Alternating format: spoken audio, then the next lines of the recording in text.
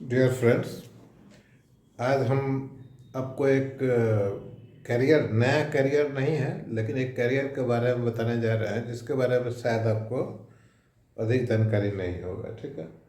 आपके शहर में बहुत सारा हॉस्पिटल्स होगा, बहुत सारा हॉस्टल होगा, बहुत सारा वर्किंग वुमेन हॉस्टल होगा, इस ढंग का आपने दिखाई देता होगा। ठीक है।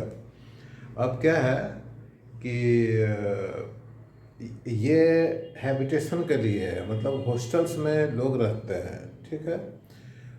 उसी तरह हमारे समाज में जो बुजुर्ग लोग हैं उसके लिए भी ओल्ड एज होम होता है। मैंने बुजुर्ग जो एजिंग आदमी होता है या बूढ़ा आदमी होता है उसको रहने के लिए गवर्नमेंट की तरफ से व्यवस्था होता है और प्राइवेट सेक्टर से भी व्यवस्था किया जाता है। ठीक है।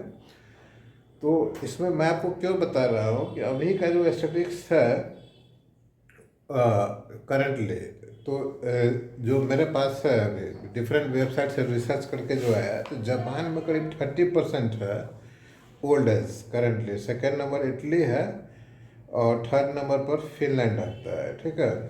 कई सारा रिसर्च इसमें हुआ है। पॉपुलेशन ग्रोथ के हिसाब से अगर देखा जाए तो 2050 का एक फोरकास्टेड डिटेल है जिसमें जापान 54% के साथ ऊपर जा रहा है, कोरिया उसके बाद है और चाइना भी 54% के साथ थर्ड पोजीशन पर है। फ्रैक्शन में कुछ अंतर है। अब देखिए, आपके शहर में करीब करीब हर शहर में ऑर्फनेज होता है, अनाथालय होता है ना। लेकिन आज के डेट में भी हर शहर में गवर्नमेंट का ओल्ड एज होम नहीं है। और अगर कंडीशन देखेंगे स्थिति, तो ओल्ड एज होम जो है या अनाथालय जो गवर्नमेंट द्वारा रन किया जाता है उसका कंडीशन उतना अच्छा नहीं रहता है। हालांकि गुजरात में बहुत अच्छा है, मैं देखा हूँ गुजरात में बहुत अच्छा है।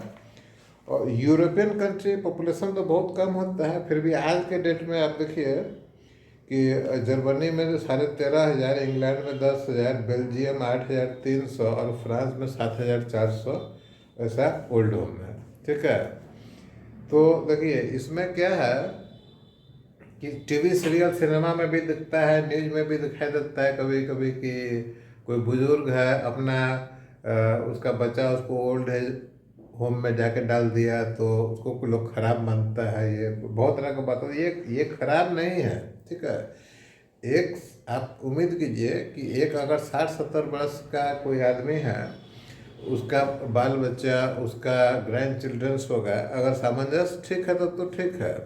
लेकिन आपस में परिवार में सामंजस्य ठीक नहीं है तो उस बुजुर्ग का अपने परिवार के अंदर जो जीवन है वो नर्क बन जाता है। ठीक है।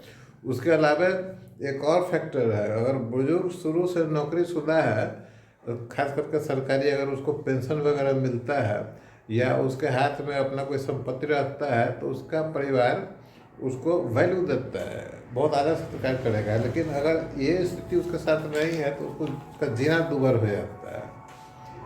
ठीक है। ये सब स्थिति है, तो इसी के लिए ओल्ड एज जरूरी है। ओल्ड एज होम जैसे अनाथालय जरूरी होता है, जैसे पागल खाना जरूरी होता है। ठीक है।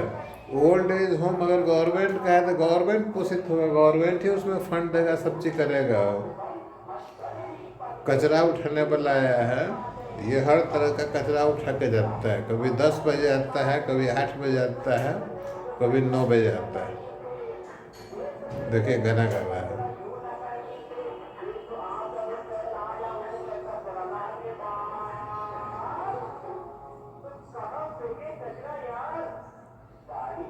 देखिए, तो अपना कचरा निकाल के घर से दीजिए। ठीक है।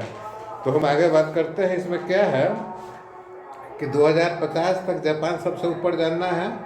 इसी का रेशियो में साउथ कोरिया और चाइना भी है। साउथ कोरिया परसेंटेज के हिसाब से मैं अभी देख रहा हूँ 56% के साथ ऊपर है, जापान सेकंड और सेकंड नंबर पर चाइना भी है। ठीक है। अब पोजीशन क्या है, इंडिया का क्या पोजीशन है देखिए। इंडिया का अगर पोजीशन देखा जाए तो आज के डेट में इंडिया में का जो पॉपुलेशन है उसका 10% जो है सो एबव 65 है। ठीक है। ये 2031 तक, ठीक है, 2031 तक की पॉपुलेशन 13.1% हो जाएगा। आप इमेजिन कीजिए कि आज के डेट में 140 करोड़ का पॉपुलेशन में से 10% मतलब 14% हमारा 65 ईयर्स से ऊपर का पॉपुलेशन है। और जो टारगेट है आज के डेट में, जो इंडिया में ओल्ड एज होम है 10 लाख है ना।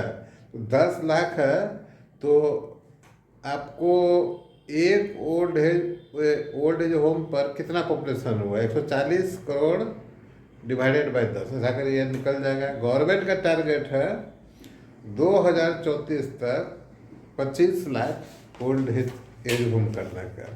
ठीक, वृद्धा आश्रम बोलने में दिल्ली का वर्ड नहीं है, इसीलिए दिक्कत होता है।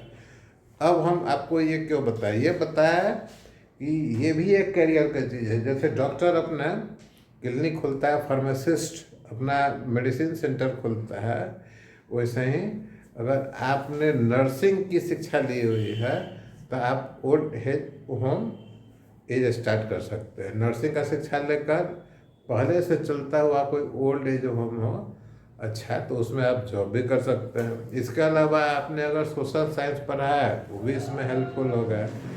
एमबीए किए हुए हैं पब्लिक रिलेशन या और भी इस तरह का रिलेटेड, एमबीए सोशल साइंस बड़ा बड़ा इंस्टीट्यूट कराता है। जैसे आप रांची में XISS है, Xavier's institute of social science, Tata का भी इंस्टीट्यूट है, XIMB है, बहुत सारा इंस्टीट्यूट में सोशल साइंस का बहुत अच्छा पढ़ाई होता है। ठीक है, जो कि कैरियर के लिए जैसे IIM बोलते हैं तो वैसा ही है, IIM में भी है ये सब चीज़। नॉर्मल कॉलेजेस में भी सोशल साइंस की पढ़ाई होती है। ठीक है, तो आप अपना व्यवसाय भी खोल सकते हैं और जहाँ से पहले से रन हो रहा है ये सब चीज़ उसमें भी जा सकते हैं। गवर्नमेंट का भी वैकेंसी इसके लिए निकलता है आपको, और क्वालिफिकेशन फिक्स होता है। तो ये नहीं है कि सिर्फ इंजीनियरिंग और मेडिकल करके ही आप जो है सो रोज़गार कमा सकते हैं। यहाँ सोशल साइंस को भी रोज़गार है।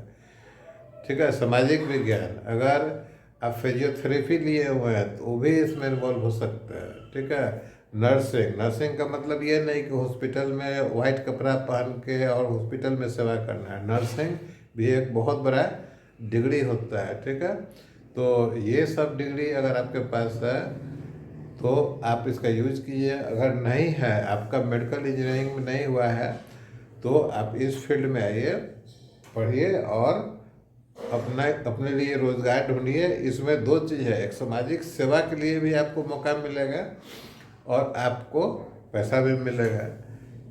अगर आप अपना व्यवसाय इस एरिया में शुरू करना चाहते हैं तो इसका रजिस्ट्रेशन होना ज़रूरी है, क्योंकि ये बुज़ुर्ग लोगों से संबंधित है। बुज़ुर्ग लोगों के पास ज्ञान बहुत होता है, और जो मेडिकल कंडीशन, किस कंडीशन में आपके पास कौन सा लोग आएगा, क्या आएगा, आपका जो कैंपस होगा उसमें बुजुर्ग लोग रहेंगे, जाहिर है कि मृत्यु दर अधिक होगा। इस सभी चीज़ के लिए रजिस्ट्रेशन जरूरी है।